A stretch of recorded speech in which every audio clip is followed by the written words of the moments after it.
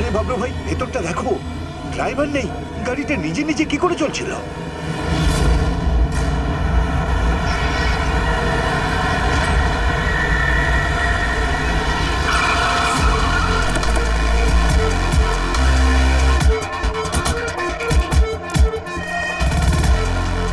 সেলাম সাহেব। কি ব্যাপার, অ্যাক্সিডেন্টের কেসে তোমরা সিআইডি কে ডেকে স্যার পাঠালে? আমার মনে হলো এটা নর্মাল অ্যাক্সিডেন্ট নয়, সেই জন্য। কেন? এটা কেন মনে হলো? স্যার আসুন না, আপনি দেখুন, আসুন।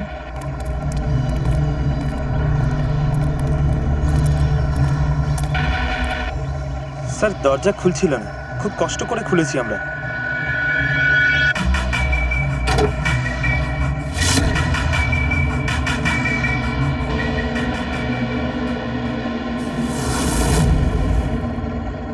এটা আগে কে দেখেছে?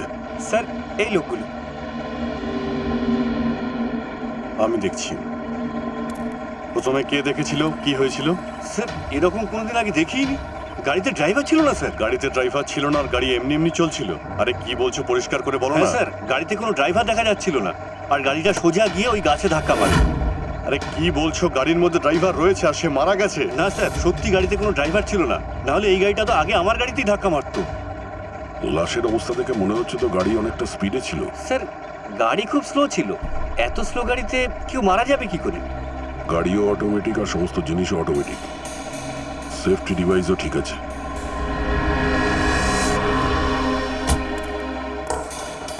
এরা তো বলছে যে ওরা এই লোকটাকে ড্রাইভ করতেই দেখেনি। আচ্ছা, হতে পারে ড্রাইভার আগে থেকেই আহত ছিল, যার কারণে সে ড্রাইভিং সিট থেকে পিছলে গিয়ে স্টিয়ারিং এর নিচে যে জায়গা আছে ওখানেই ঢুকে গেছিল, আর তারপরেই অ্যাক্সিডেন্টটা হয়েছে। হয়তো এই জন্য কেউ দেখতে পায়নি। ওর কি পরিচয় জানতে পারলে, লোকটা কে? আরে হ্যাঁ, এর নাম অমন, আর এটা ওর মোবাইল পুরোপুরি ভেঙে গেছে। আর একটা কথা বলছি, এই গাড়িটা পুরোপুরি অটোমেটিক। এই দেখো, ইঞ্জিন এখনো অন আছে, অফ হচ্ছে না। হতে পারে যখন এই অ্যাক্সিডেন্টটা হয়েছে তার কারণে যে ইম্প্যাক্ট হয়েছে তাতেই কারের কম্পিউটারটা ক্র্যাশ হয়েছে। কিন্তু এরা তো বলছে অ্যাক্সিডেন্টের সময় গাড়িটা খুব স্লো ছিল। এরকম ইম্প্যাক্ট এই গাড়িটার সঙ্গে কোনো কিছু করা হয়নি তো? আবার হতে পারে। ঠিক আছে, গাড়িটাকে পুলিশ গ্যারাজে পাঠিয়ে দিই আর একে ফরেন্সিক ল্যাবে। আমি এই গাড়িটা খুব ভালোভাবে চেক করেছি। এই গাড়িটাকে মডিফাই করা হয়েছে আর এক্সট্রা সেফটি ফিচার্সও দেওয়া হয়েছে। এক্সট্রা সেফটি ফিচার মানে যেটা সাধারণ গাড়িতে থাকে তার থেকেও বেশি। যেমন ধরুন এক্সট্রা এয়ার ব্যাগ, খুব ভালো কোয়ালিটির ব্রেক, খুব শক্ত কাঁচ, আর খুব ভালো কোয়ালিটির শক্ত মজবুত সিট বেল্ট।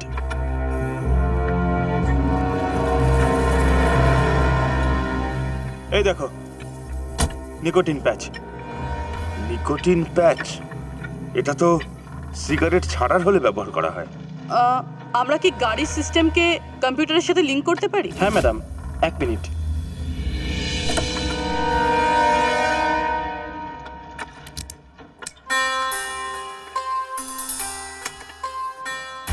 ম্যাম, কেউ হয়তো সেটিং চেঞ্জ করেছে। কারের সফটওয়্যারকে হ্যাক করা হয়েছে। জানলার কাছ থেকে শুরু করে ব্রেক অবধি সব কিছু অন্য কেউ কন্ট্রোল করছিল। যদি সবকিছু অন্য কেউ কন্ট্রোল করছিল, তাহলে অ্যাক্সিডেন্টের পরে সে ইঞ্জিনটা বন্ধ করলো না কেন? ধাক্কা লাগার কারণে গাড়ির ওয়্যারলেস সিস্টেম ড্যামেজ হয়ে গেছিল, এই জন্য গাড়ি বন্ধ হয়নি। গাড়ি হ্যাক করা হয়েছে মানে এটা অ্যাক্সিডেন্ট নয়, এটা তো মার্ডার।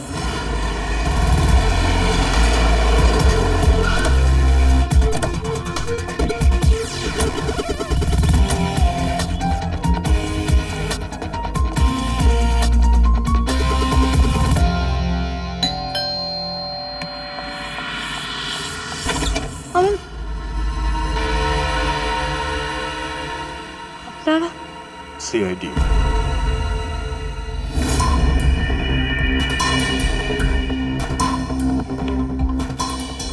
এই লোকটাকে কোনো ট্যাঙ্কার চাপা দিয়ে গেছিল নাকি? সব হাড়গুলো ভেঙে গুড়িয়ে গেছে। কোনো ট্যাঙ্কারের গায়ের ওপর দিয়ে যায়নি সালুকে। একটা ছোট অ্যাক্সিডেন্ট হয়েছে ওর, ছোটখাটো। আর সেটাও কেউ করিয়েছে।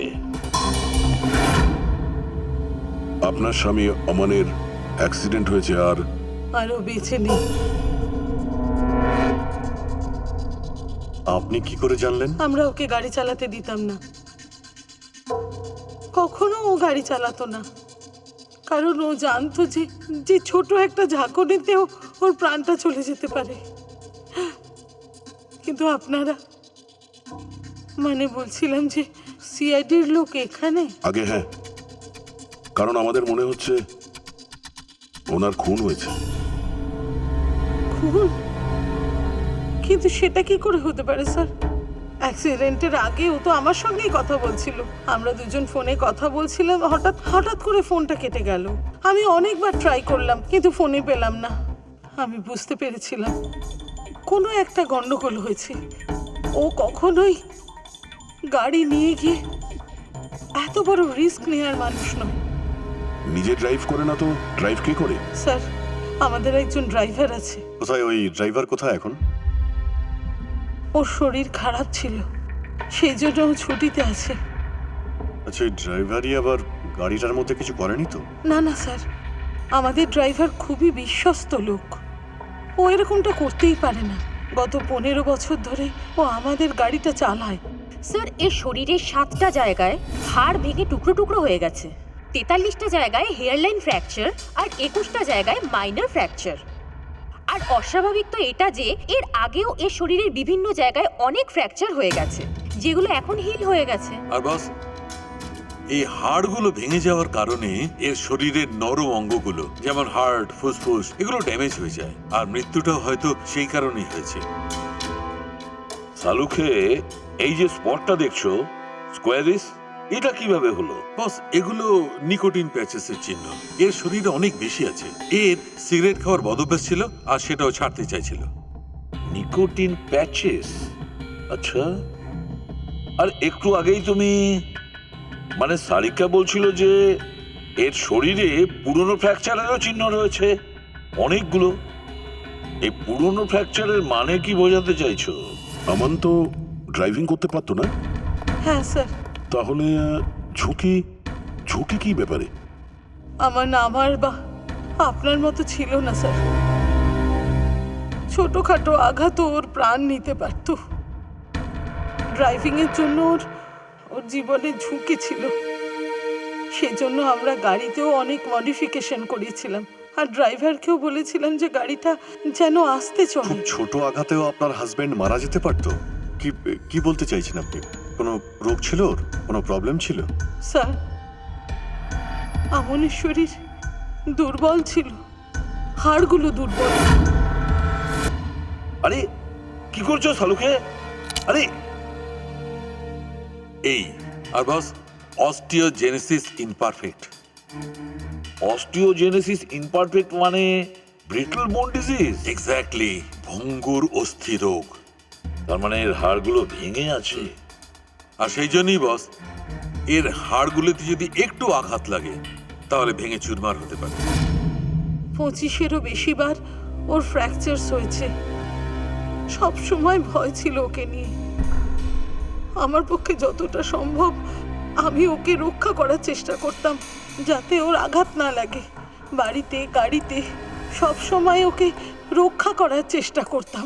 এমনকি যখন ও জানতে পারলো যে সিগারেট খেলে হাড় দুর্বল হয়ে যায়, তখন আমান পুরো চেষ্টা করেছে সিগারেট ছাড়ার। সেই জন্য ছোট্ট একটা অ্যাক্সিডেন্টে ওর শরীরের এরকম অবস্থা হয়েছে।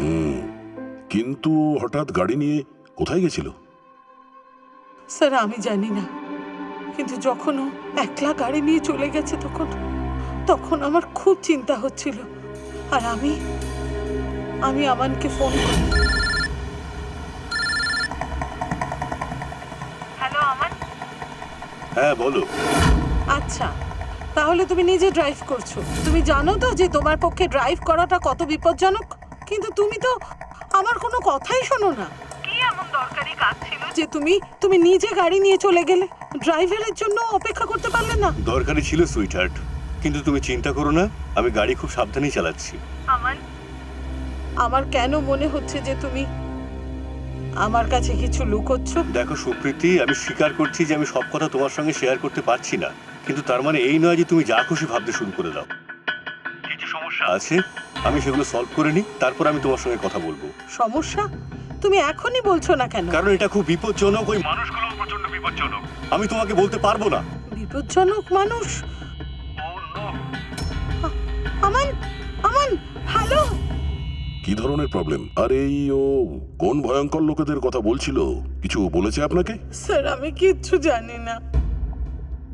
আমানের সঙ্গে কারোর কোনো শত্রুতা ছিল, কোনো বিজনেস রাইভেলরি কিছু? সে ব্যাপারে আমি কিচ্ছু জানি না, কিন্তু হ্যাঁ, মায়াঙ্ক আর নেহা হয়তো আপনাদের সাহায্য করতে পারবে। মায়াঙ্ক আর নেহা, এনারা কারা? মায়াঙ্ক পেশায় একজন উকিল আর আমানের বন্ধু, আর নেহা আমানের সেক্রেটারি ছিল। আচ্ছা, এই মায়াঙ্কের অফিস কোথায়? আমান স্যারের খুন? আপনি আমি নেহা, আমান স্যারের সেক্রেটারি।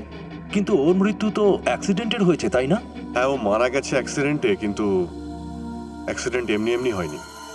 আগে এটা বলুন যে আপনারা দুজন মিস্টার অমনকে কতদিন ধরে চেনেন, কতদিন ধরে কাজ করছেন ওর সঙ্গে? বহু বছর। আমরা শুধু একসাথে কাজ করতাম না, আসলে খুব ভালো বন্ধুও ছিলাম।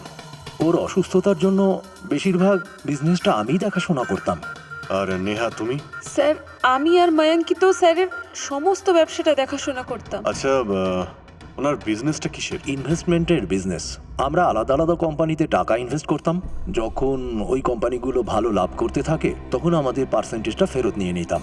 এরকম বহু কোম্পানি আছে যেখানে আমার বন্ধু টাকা লাগিয়েছিল। কি ধরনের কোম্পানিতে ইনভেস্ট করতো?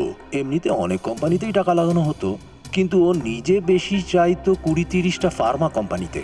ফার্মা কোম্পানিজ মানে ওষুধের কোম্পানি? হ্যাঁ, এইসব কোম্পানিগুলো লোকসানে চলছিল, কিন্তু আপনারা তো জানেন ওর অসুস্থতার ব্যাপারে। আর এই কোম্পানিগুলো ওই ধরনের অসুস্থতারই ওষুধ বের করছিল। আর ওর স্বপ্ন ছিল যদি এই অসুস্থতার ওষুধ আবিষ্কৃত হয় তো তাহলে ওই অসুখে আর কেউ কষ্ট পাবে না যেটা ও পেত। আর স্যার, এখন ওই কোম্পানিগুলো লাভও করতে শুরু করেছে। আচ্ছা, কারোর সঙ্গে কোনো শত্রুতা বা কোনো ঝামেলা ছিল? না স্যার, সেরকম কিছু ছিল না। ওরকম কিছু হলে আমাকে নিশ্চয়ই বলতো। আমানের ওয়াইফ বলছিল যে গত কয়েকদিন ধরে ও ডিস্টার্ব ছিল। আপনি কিছু জানেন? ডিস্টার্ব তো ছিলেনই, কিন্তু আমাকে কিছু বলেননি। আমি ভেবেছিলাম কাজের প্রেশার হবে, ব্যাস। আচ্ছা, আপনি এখনই বললেন যে ওষুধের কোম্পানি যেগুলো লসে চলছিল তার মধ্যে কিছু কোম্পানির প্রফিট হচ্ছিল। সবকটা নয় স্যার, হয়তো একটা। ওই কোম্পানির ডিটেল লাগবে আমাদের। আচ্ছা, আমাকে অ্যাকাউন্টটা দেখতে হবে। ঠিক আছে। আর লাভ ছাড়া কিছু অন্য রকম ব্যাপার যেটা আপনার অন্যরকম লেগেছে বা অদ্ভুত লেগেছে ওটাও বলে দেবেন।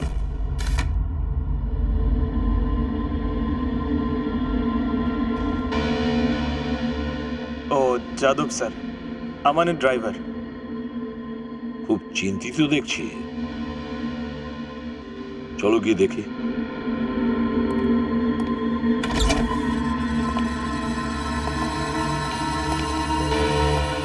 যাদব, হ্যাঁ স্যার। তুমি ওর ড্রাইভার, তাই তো? হ্যাঁ স্যার। কেন ছুটিতে কেন গিয়েছিলে তুমি? স্যার, আমি অসুস্থ, সেই জন্যই স্যার আমাকে নিজেই ছুটি দেন। মিস্টার আমানকে তুমিই নিয়ে যেতে না? আগে হ্যাঁ ম্যাডাম, উনি আমার সঙ্গেই যাতায়াত করতেন। কখনো উনি কোনো ট্যাক্সি ফ্যাক্সি নিতেন না। তাহলে তো তুমি আমাদের বলতে পারবে যে তোমার সাহেব কোথায় কোথায় যেতেন, তাই তো? হ্যাঁ স্যার। এই দেখো যাদব, এই জায়গাটায় এখানে উনি মারা যান। এইবার তুমি বলো এই রাস্তাটা কোথায় যায়, বা উনি এই রাস্তা দিয়ে কোথায় যেতেন বলতে পারবে? আমি ঠিক জানি না। দেখো, আমরা জানি যে তুমি এটার ব্যাপারে সব জানো। তোমার পক্ষে এটাই ভালো যে তুমি আমাদের সবকিছু বলে দাও। আগে হ্যাঁ ম্যাডাম, সুপ্রীতি ম্যাডামকে কিছু বলবেন না যেন। আসলে শহর থেকে দূরের একটা মোটেলে নিয়মিতভাবে উনি যাতায়াত করতেন। হোটেলে যেতেন? বারবার যেতেন? কেন, কারোর সঙ্গে দেখা করতে যেতেন? আগে হ্যাঁ স্যার, একজন ম্যাডাম ছিলেন।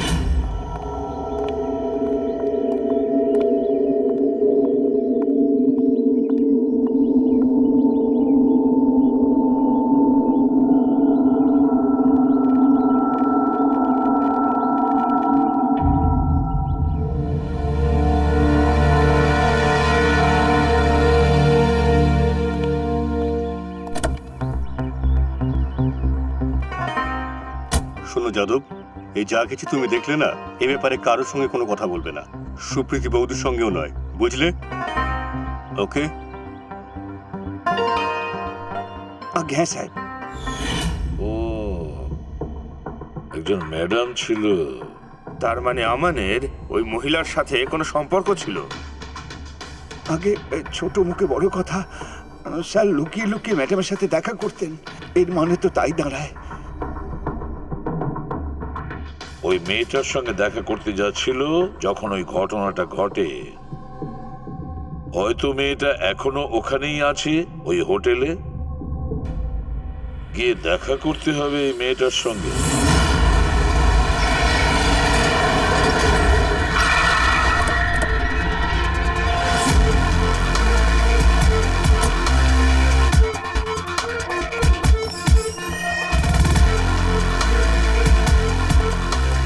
Excuse me. Yes madam, how can I help you? আমরা একজনের সঙ্গে দেখা করতে চাই। কিন্তু আপনারা কে আর কার সঙ্গে দেখা করতে চান? আমরা সিআইডি থেকে আসছি। এই লোকটা আপনাদের মোটেলে প্রায়ই আসতো? হ্যাঁ ম্যাডাম, কার সাথে দেখা করতে আসতো? আমাদের হোটেলে 305 রুমে একজন মহিলা আছেন রুহি, উনি ওনার সঙ্গেই দেখা করতে আসতেন। 305? ইয়েস স্যার, উনি এখনই চেক আউট করবেন। এই রুহি যেন কোনোভাবে পালাতে না পারে। কোন দিক দিয়ে যাবো? স্যার এদিক থেকে লেফটে। পঙ্কজ, তুই সিঁড়ি দিয়ে ওঠ, আমরা এদিক দিয়ে যাচ্ছি।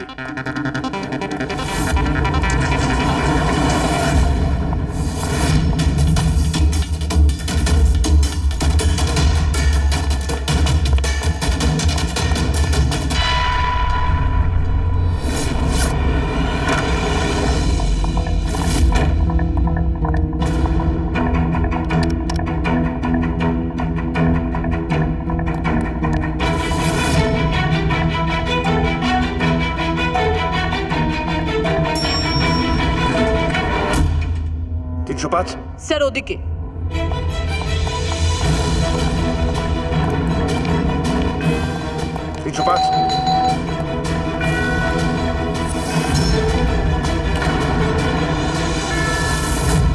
রুহি, নো। এই দাঁড়াও। পুরবি, রুহি, আমাকে বেরো না প্লিজ।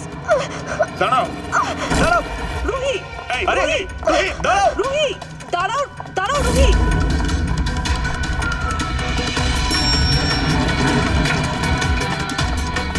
এই দাঁড়াও বলছি। রুহি, দাঁড়াও। দাঁড়াতে বলছি তো। রুহি, দাঁড়াও। এই, মেরে দাও আমাকে, কিন্তু তোমরাও বাঁচতে পারবে না। তোমাদেরও সত্যিটা সবার সামনে চলে সত্যি? আসবে। কি সত্যি? আমি সবটা জেনে ফেলেছি তোমাদের সম্বন্ধে, সব জেনে ফেলেছি। কি বলছো কি তুমি? তোমার কেন মনে হচ্ছে আমরা তোমাকে মেরে ফেলবো? ওঠো। কোন সত্যি? রুহি, আমরা সিআইডি অফিসার। সিআইডি? আচ্ছা মেনে নিলাম রুহি তুমি কিছু করনি। যদি তুমি কিছু না করে থাকো ওখান থেকে পালালে কেন? ওহ, আমার মনে হয়েছে যে ওনারা আমাকে মারতে এসেছেন। তার মানে কেউ আছে যে তোমাকে মারতে চায়? হ্যাঁ, ওদেরকেই, যাদেরকে আমরা এক্সপোজ করতে যাচ্ছিলাম। ওদের বিরুদ্ধে আমাদের কাছে সব প্রমাণ ছিল। কারা ছিল আর কিসের প্রমাণ? হ্যাঁ বলো।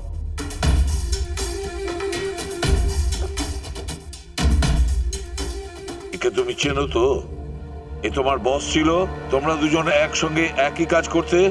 তোমরা দুজনে মিলে ওই লোকগুলোকে এক্সপোজ করতে চেয়েছিলে, যে কারণে ওকে খুন করা হয়েছে। দেখো রুহি, এবার হয়তো তোমার পালা। ওরা তোমাকে মেরে ফেলবে। স্যার আমি মরতে চাই না। তাহলে বলো বলো তাড়াতাড়ি, ওরা কারা ছিল? সত্যি গোপন করলেই সমস্যার সমাধান হয় না। স্যার,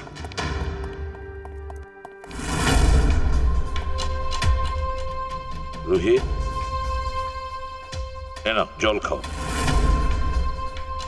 খেয়ে নাও। এবারে আমি যা বললাম ঠান্ডা মাথায় ভেবে দেখো। নিজের কথাটা একটু ভেবেও। আসছি আমি।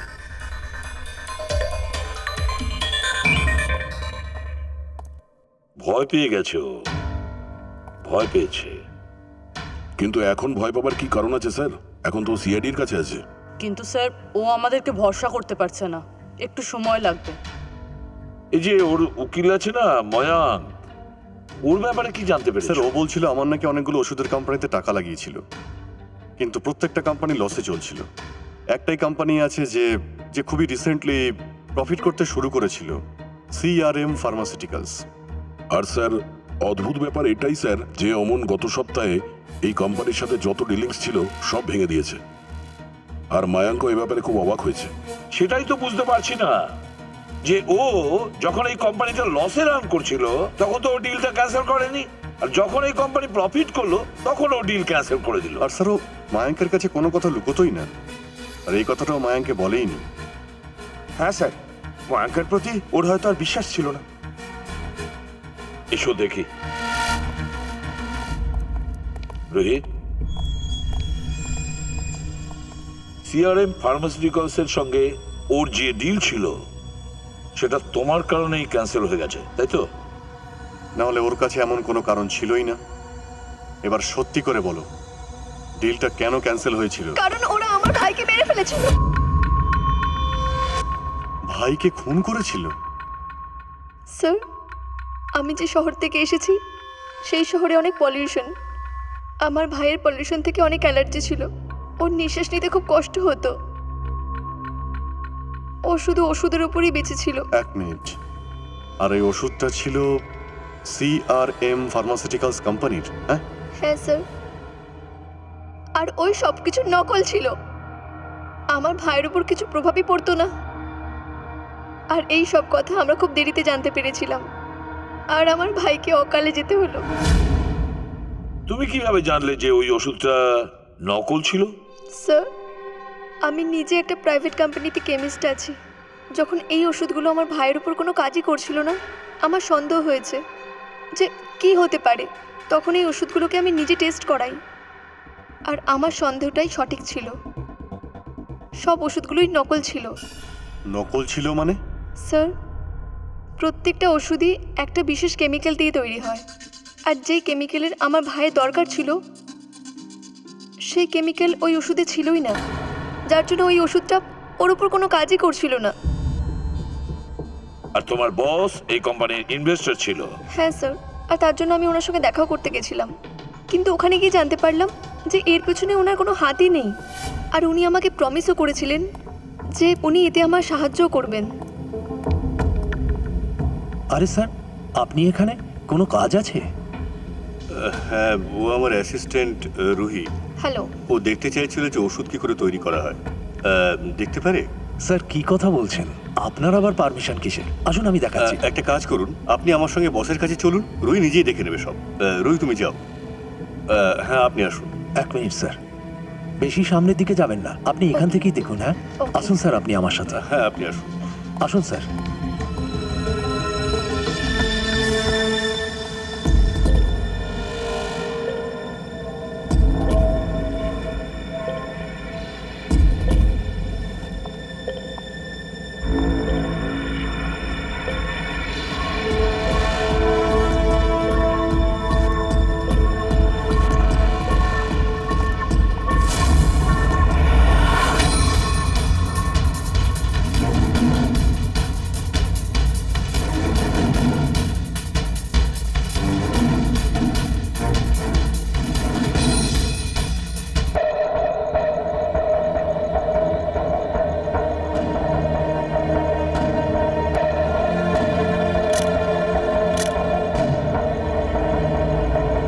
এগুলো তো সেই কেমিক্যাল, কিন্তু এরা এগুলোকে বাইরে নিয়ে যাচ্ছে কেন? তারপর আমরা সমস্ত প্রমাণ জোগাড় করি আর এই স্যাম্পলগুলোকে টেস্টও করাই। একটা কথা এখানে পরিষ্কার যে এর মৃত্যু আর CRM ফার্মাসিউটিক্যালের মধ্যে কোনো না কোনো কানেকশন নিশ্চয়ই আছে, কিছু না কিছু গোলমাল নিশ্চয়ই আছে। বস, এত সুরক্ষিত গাড়ি হওয়া সত্ত্বেও এর হাড়গুলো কি করে ভাঙলো সেটা জানতে পারা গেছে। আচ্ছা, স্যার, আমাদের রক্ত থেকে এমন একটা কেমিক্যাল পাওয়া গেছে যেটা থেকে এপিলেপটিক ফিটস হয়, মির্গির অ্যাটাক। মাই গড, কিন্তু এই ছেলেটার তো ব্রিটল বোন ডিজিজ ছিল, মির্গির অ্যাটাকে মাটিতে পড়ে যেত আর এর হাড়গুলো এমনিতেই ভেঙে যেত। সেই কারণেই এর মৃত্যু হয়েছে। ও, তার মানে যে এটা করেছে সে জানতো এর ব্রিটল বোন ডিজিজের ব্যাপারে, আর খুনি এর দুর্বলতার সুযোগটা খুব ভালোভাবেই নিয়েছে। প্রথমে ওর গাড়ির কম্পিউটারটা হ্যাক করে, আর তারপরে অ্যাক্সিডেন্টের আগে ওই কেমিক্যালের ইঞ্জেকশন দেয়, যেটার কারণে মির্গির অ্যাটাক হয়। আর ও জানতো যে এ কোনোভাবেই বাঁচতে পারবে না, আর ও জানতো মির্গির অ্যাটাক আসলে ও মাটিতে পড়ে যাবে আর হাড়গোড় ভেঙে ও মারা যাবে। আর সেটার থেকেও বাঁচলে কারের অ্যাক্সিডেন্ট থেকে কোনোভাবেই ও বাঁচতে পারতো না। তাহলে মির্গি অ্যাটাকের জন্য যে ওষুধটা দেওয়া হয় সেটা কতক্ষণ বাদে রিঅ্যাক্ট করে? বস কয়েক ঘন্টা তো লাগেই। তার মানে এই ড্রাগটা এর অ্যাক্সিডেন্টের কয়েক ঘন্টা আগেই দেওয়া হয়েছিল। স্যার আবার এরকম ঘটনা নয় তো যে কেউ ঘুমের মধ্যেই একে ইঞ্জেকশন দিয়ে দিয়েছে? হতে পারে। বস বস একটা কাজ করছি, এর বডিটাকে আর একবার ভালো করে চেক করে দেখছি, দেখি কোথাও ইঞ্জেকশনের চিহ্ন আছে কিনা। সারিকা? হ্যাঁ স্যার। আচ্ছা সালুকে, সিআরএম কোম্পানির নকল ওষুধের ব্যাপারে কি জানতে পেরেছো? বস এই নকল ওষুধে এমফ্রোডিন নেই। ও, তার মানে রুহি ঠিকই বলেছিল। স্যার হ্যাঁ, স্যার এগুলো কিছু কেমিক্যালের লিস্ট যেগুলো সিআরএম কোম্পানি আগের মাসে অর্ডার করেছিল। মাই গড বস, এতে তো ওই কেমিক্যালটা সবচেয়ে বেশি মাত্রায়, যেটা সিআরএম এর ওষুধে থাকা উচিত। 500 গ্যালন। 500 গ্যালন, তার মানে খুব বড় রকমের গোলমাল, বড় গোলমাল। পঙ্কজ, অভিজিৎ আর দয়াকে বলো সিআরএম কোম্পানিতে যেতে, আর ওখানে গিয়ে যেন আমাকে ফোন করে। আর ফেডরিক, তুমি আর পুরবী এর বাড়িতে যাও আর খোঁজ নাও অ্যাক্সিডেন্টের দিনে ওর সাথে কে কে দেখা করতে এসেছিল। ইঞ্জেকশন? স্যার, আমান তো ইঞ্জেকশনকে খুব ভয় পেত। এমনটা হতেই পারে না যে ও নিজে কোনো ইঞ্জেকশন নিয়েছে। নিজে যদি নাও নিয়ে থাকে তাহলে হয়তো কোনো ডাক্তার এসে সেটা। না না স্যার, আমান তো ইঞ্জেকশনের নামে দূরে পালিয়ে যেত। আর ওর শরীর তো একদম ঠিক ছিল। যদি ওর কোনো প্রবলেম হতো তাহলে অন্ততপক্ষে আমাকে বলতো। ও নিজে লাগায়নি, অন্য কাউকে দিয়েও লাগায়নি। তাহলে ওই কেমিক্যালটা ওর রক্তে পৌঁছলো কিভাবে? আচ্ছা, আপনি বলতে পারবেন ঘর থেকে বেরোনোর আগে আমান কার কার সাথে দেখা করেছিল? মায়াঙ্ক আর নেহা এসেছিল দেখা করতে। আর হ্যাঁ ম্যাম, একটা লোক এসেছিল, জসবন্ত। জসবন্ত? এই জসবন্ত আবার কে? জসবন্ত হলো সিআরএম কোম্পানির সিইও, আর আমান ওর কোম্পানিতে টাকা ইনভেস্ট করেছে।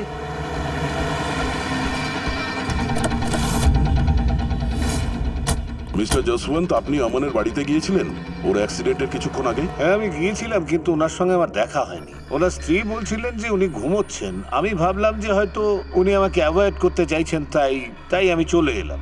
বাবা, যে বিজনেস ডিল ক্যান্সেল করলো তার সঙ্গে দেখা করতে গেছিলে তুমি? হ্যাঁ বাবা, কারণ আমি ওনাকে ফেরত আনতে চাইছিলাম। আমার নতুন ইউনিটের জন্য ওনাকে খুব দরকার ছিল। যশবন্তবাবু, যখন আপনি আমার সঙ্গে দেখা করতে ওর বাড়িতে যান তখন ওর ওয়াইফ সুপ্রীতি ছাড়া আর কেউ ছিল কি ওখানে? আমি যখন গেলাম তখন তো ওখানে আর কেউ ছিল না, কিন্তু আমি যখন ফিরে এলাম তখন ওখানে ওনার উকিল আর ওনার সেক্রেটারি ছিলেন। ওনারা দুজন হয়তো ওনার বাড়িতেই এসেছিলেন। আচ্ছা, ঠিক আছে, থ্যাংক ইউ ভেরি মাচ। বস, এইটা দেখো, এটা নিকোটিন প্যাচের চিহ্ন, আর এইখানে দেখো ইঞ্জেকশনের চিহ্নটা। খুনি মির্গির ওষুধটা এইখান দিয়ে ওর শরীরে ঢুকিয়েছিল, শরীরে এই অংশটা অবশ করে। অবশ করে? হ্যাঁ, আর সেইটা এই প্যাচের সাহায্যে। এটাকে ইমলা প্যাচ বলে। ইমলা প্যাচ? এটা বাচ্চাদের ইঞ্জেকশন লাগানোর আগে লাগানো হয়, যাতে ওই পার্টিকুলার এরিয়াটা অবশ হয়ে যায় আর ওদের ব্যথা না লাগে। আর বস, এইটা ইমলা প্যাচ, এইটা ওই নিকোটিনের প্যাচ। এই দেখো বস, দুটো প্যাচই একরকম দেখতে, একদম একরকম। হ্যাঁ, খুনি এই নিকোটিনওয়ালা প্যাচের জায়গায় এই ইমলা প্যাচটা লাগায়, এর হাতের ওই জায়গাটা অবশ করে দেয়, আর তারপরে মির্গির ওই ইঞ্জেকশনটা এখানে পুশ করে। তাও কখন? যখন ও ঘুমোচ্ছিল। হ্যাঁ স্যার, এটা কে করতে পারে? কিন্তু এক সপ্তাহ হলো সিএমআর এর মালিক তো আমানের সাথে দেখাই করেনি। তাহলে স্যার, ওই মায়াঙ্ক বা হতে পারে নেহা, ও নয় তো? পঙ্কজ, এই খেলাটা কে খেলছে সেটা তো আমরা ঠিক খুঁজে বের করব। এবার আমরাও খেলা খেলবো, এমন একটা খেলা যাতে জয় শুধু আমাদেরই হবে, শুধু আমাদের।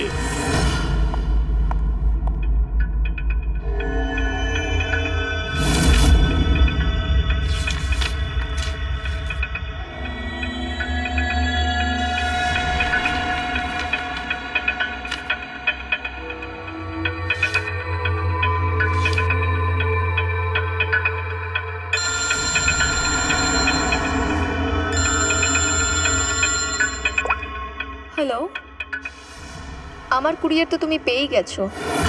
কে তুমি? আর এসব আমাকে কেন পাঠিয়েছো? তোমরা তো ওকে মেরেই ফেলেছো, কিন্তু তোমরা আমাকে কখনো ধরতে পারবে না।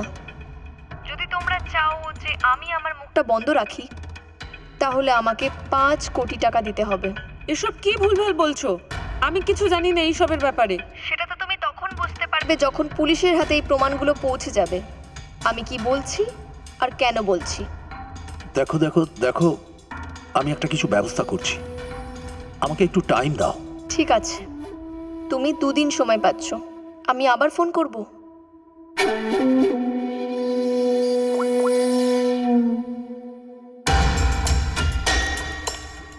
তাহলে মাস্টার মাইন্ড এই মায়াঙ্ক।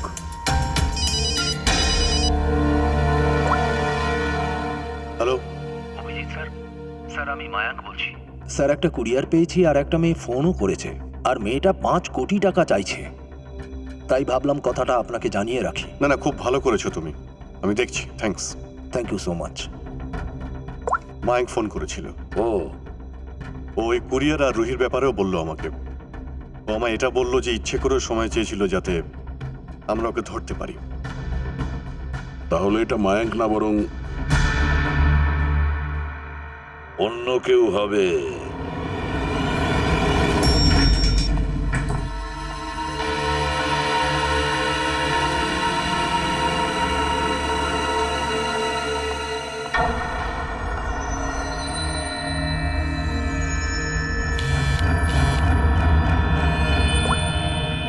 হ্যাঁ স্যার।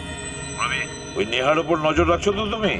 হ্যাঁ স্যার, ও এখনই এখান থেকে বেরিয়েছে। কড়া নজর রেখো পুরবি, দেখো যেন পালাতে না পারে, তোমার নজর যেন ও এড়াতে না পারে। ওই নেহাই আমাদের এই খুনি পর্যন্ত পৌঁছে দেবে। স্যার।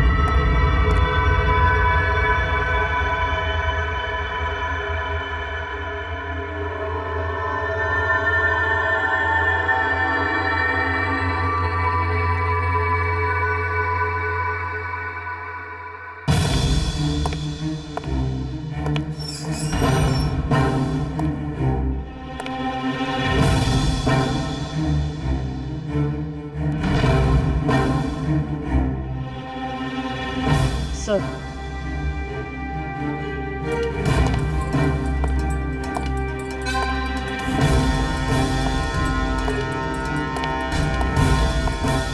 কি হয়েছে? এত তাড়াহুড়োয় কেন ডাকলে? কি এসব? এসব কি? হ্যাঁ, তুমি তো বলেছিলে কেউ কিচ্ছু জানতে পারবে না। তাহলে আমাদের ব্যাপারে এই মেয়েটা এত কিছু জানলো কিভাবে? ডোন্ট ওয়ারি বেবি, আমি সব সামলে নেবো, আমি আছি তো। যেভাবে ওকে রাস্তা থেকে সরিয়েছি ঠিক সেভাবে এই মেয়েটাকেও সরিয়ে দেবো, তুমি চিন্তা করো না, ওকে? কোথায় পালিয়ে যাবে Chandu? You are under arrest mister Smith.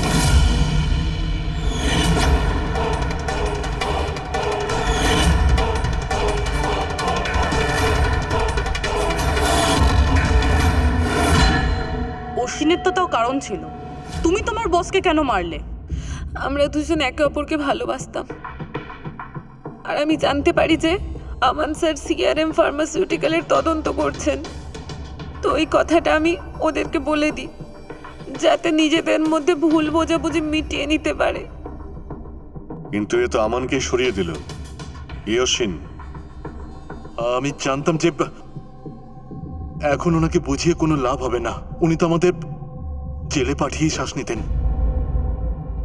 তুমি আমার ভাইকে মেরেছো, আমানের খুন করেছো, আর জানি না কত নিষ্পাপ লোকের খুন করেছো তোমাদের এই নকল ওষুধ দিয়ে। ব্যবসায় খুব লোকসান হচ্ছিল, একের পর এক লোকসান হচ্ছিল। বাবা মানতেন না, তাই ওনাকে না জানিয়ে আমি কেমিক্যাল নর্থ ইন্ডিয়ার প্লান্টে পাঠানো শুরু করে দিয়েছিলাম। ওসব দিয়ে আমরা ড্রাগস তৈরি করতাম, সামান্য একটু লাভ হচ্ছিল। এখানে ওই লোকটা সব খেলা শেষ করে দিল। শুধুমাত্র লাভের জন্য তুমি ওষুধের বদলে এই বিষ বানাচ্ছিলে, হ্যাঁ? আমি কোম্পানির অবস্থা জানতাম, আমি স্যারের সাথে ওর দেখা করিয়েছিলাম, যাতে স্যার কোম্পানিতে ইনভেস্ট করে কোম্পানিটাকে ডোবার হাত থেকে বাঁচাতে পারে। আর অমন নিজেকে তোমাদের থেকে বাঁচাতে পারলো এই না। সব কিছু আমি ভালোবাসার জন্য করেছি। আমি ছাড়া এই কাজটা আর কেউ করতে পারতো না, কারণ উনি ওনার নিকোটিন প্যাচ আমাকে দিয়ে আনাতেন।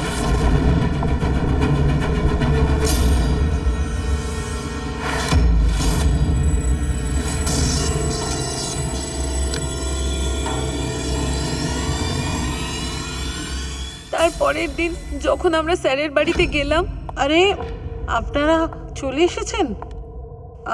কিন্তু আমান তো ঘুমোচ্ছে, যদি কোনো জরুরি কাজ থাকে ডেকে দেবো। না না, কোনো ব্যাপার না, আমরা বসছি এখানে। ওকে, আমি এক্ষুনি আসছি। হ্যাঁ,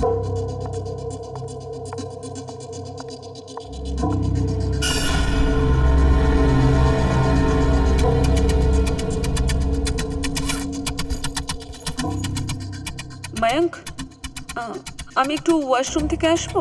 শিওর।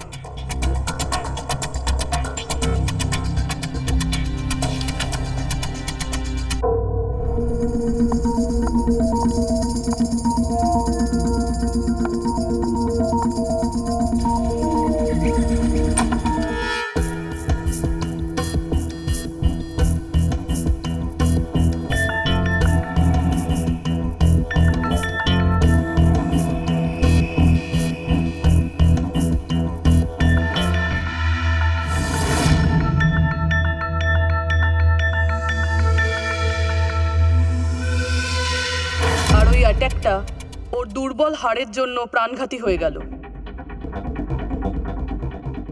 আর তুমি চিফ টেকনোলজি অফিসার, তুমি রিমোট কন্ট্রোল দিয়ে অমনের কারের কম্পিউটারকে হ্যাক করিয়ে দিয়েছো আর ওর অ্যাক্সিডেন্ট করিয়ে দিয়েছো। অবাক করে দিয়েছো তোমাদের মগজের খেলায়, অবাক করে দিয়েছো। কিন্তু আফসোস, যদি ভালো কাজে এই বুদ্ধিটা লাগাতে তাহলে দেশের ভালো হতো, সমাজের ভালো হতো। কিন্তু না, তোমাদের পরিকল্পনায় দুটো জীবন চলে গেল, নিরীহ মানুষের জীবন গেছে তোমাদের ওই নকল ওষুধের কারণে। তোমাদের তো কঠোরতম শাস্তি হবে, হয়তো ফাঁসি হবে তোমাদের।